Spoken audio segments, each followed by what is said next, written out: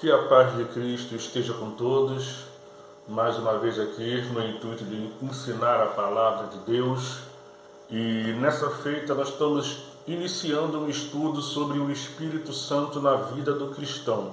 Nós iremos dividir esse estudo em alguns vídeos.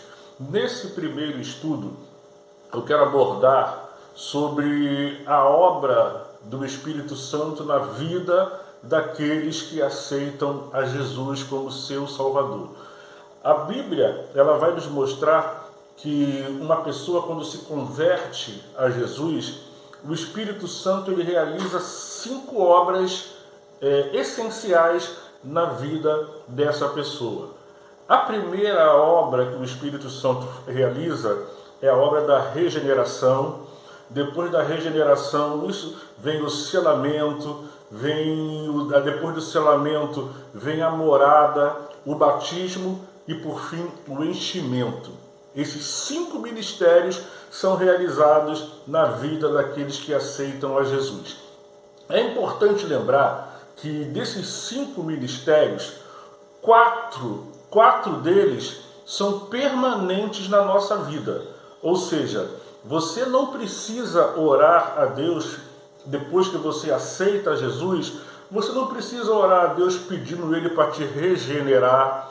Você não precisa orar ao Senhor pedindo Ele para te selar, para fazer morada na sua vida e para te batizar. Batismo aqui, nesse contexto que nós estamos falando, não estou me referindo ao batismo com o Espírito Santo, não. A Bíblia, ela nos informa, é uma coisa que quase não é muito falado na igreja, de um outro tipo de batismo.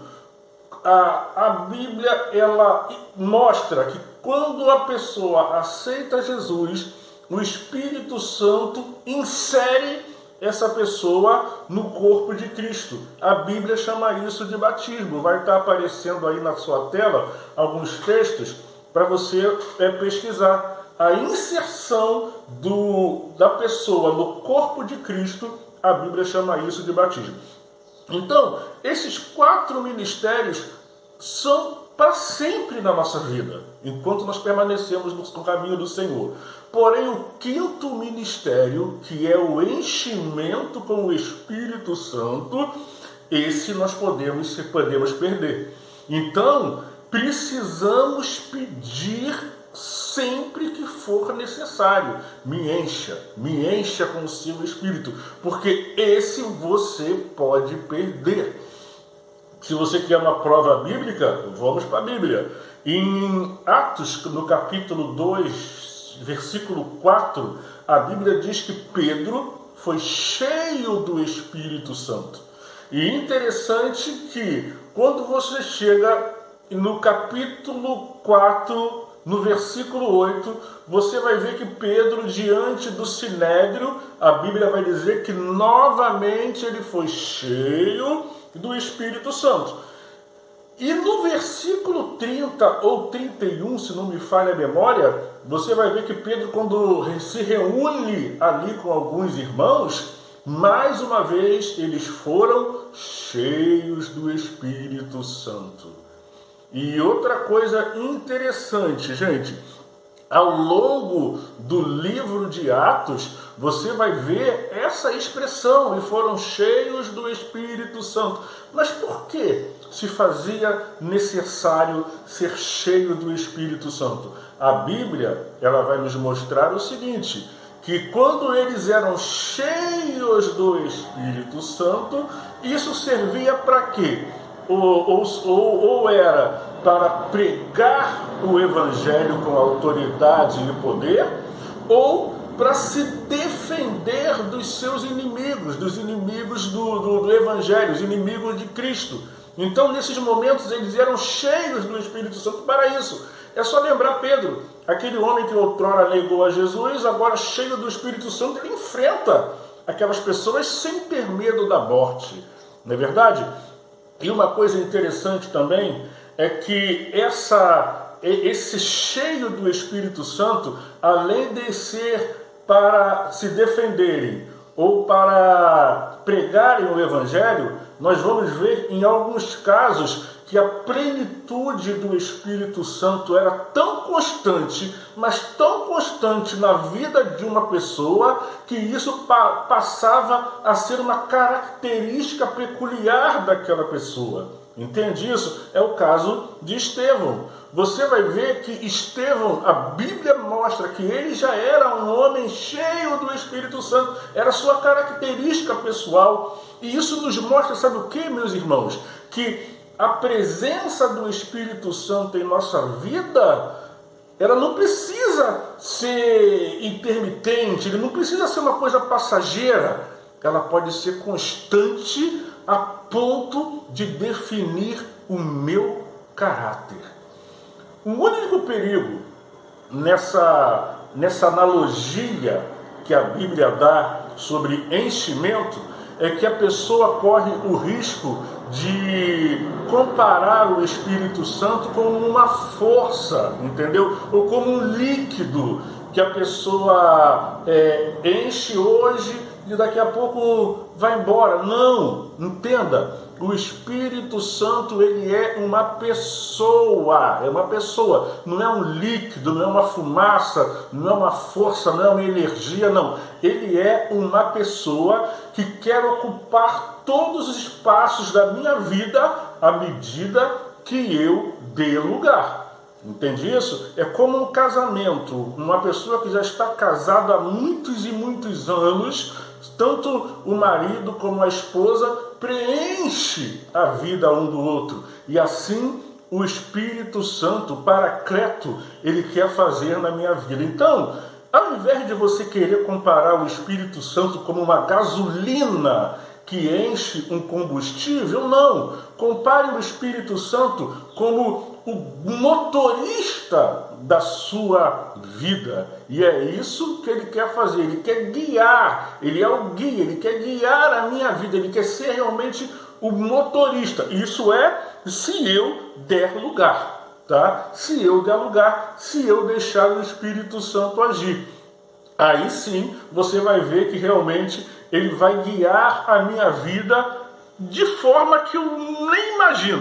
Então, eu creio que o melhor verbo que nós podemos usar é o verbo controlar, entendeu? Porque ele quer realmente controlar a minha vida, ele quer encher a minha vida, ele quer dirigir a minha vida.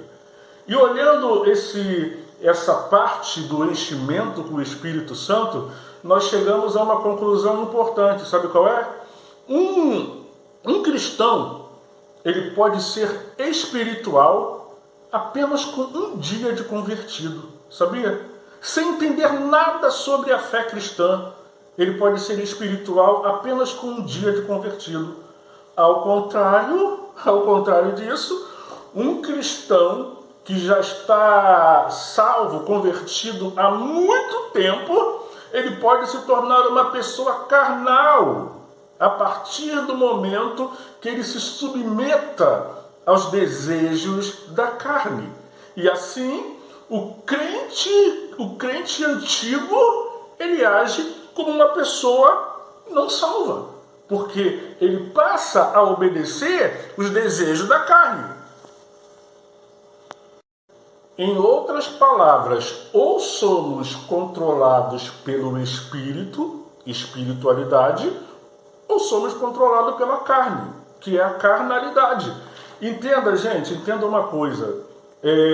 Os 4 ministérios, a regeneração, o selamento, a habitação do Espírito Santo, o batismo, ele nos dão paz com Deus, entendeu? Independente da pessoa ela ser cheia, revestida do Espírito Santo, ela tem paz com Deus. Essa que é a realidade. Nós não temos que negar isso, tá? Às vezes a pessoa está na igreja há muito tempo, mas sente mágoa do seu irmão, sente raiva do seu irmão, mas dentro dele, ele tem paz com Deus. Isso não tem como negar. Porém, só aqueles que são cheios do Espírito Santo, Só aqueles que são cheios do Espírito Santo, esses possuem na sua vida a bendita paz de Deus. Ele começou, tive que pausar porque ele começou. Esse, então, vamos resumir. A pessoa que é regenerada, a pessoa que tem a presença do Espírito Santo na sua vida, a pessoa que é inserida no corpo de Cristo, a pessoa que é selada com o Espírito Santo, essa pessoa tem paz com Deus, mas somente aqueles que são cheios do Espírito Santo, que são realmente controlados, dirigidos pelo Espírito Santo, esses realmente têm a paz de Deus na sua vida. Eu tenho que pausar, gente. Acaba tirando aí a nossa concentração, a gente fica até um pouco assim meio perdido, né? Mas vamos lá. Aí vem uma pergunta que alguém pode fazer assim: nós podemos conhecer uma pessoa que é cheia do Espírito Santo ou não? Sim. A resposta é sim, você pode conhecer. Primeiro porque a própria Bíblia diz, né, que pelo fruto se conhece a árvore. É bíblico isso. Então eu não estou fazendo nenhum tipo de julgamento, tá? Porque a própria palavra vai dizer aqui, ó, pelo fruto se conhece a árvore. Então existem 4 categorias de crentes hoje que você encontra. Qual deles que é você? Primeiro, a categoria de crente é o crente espiritual e imaturo. O que é o crente espiritual e imaturo? Esses são todos os novos convertidos. É espiritual e é imaturo. A segunda categoria de crente é o crente espiritual e maduro. Ou seja, são todos aqueles crentes experientes, entendeu? Cheios do Espírito Santo. Ele é espiritual e maduro. Por um outro lado, agora começa a decadência, né?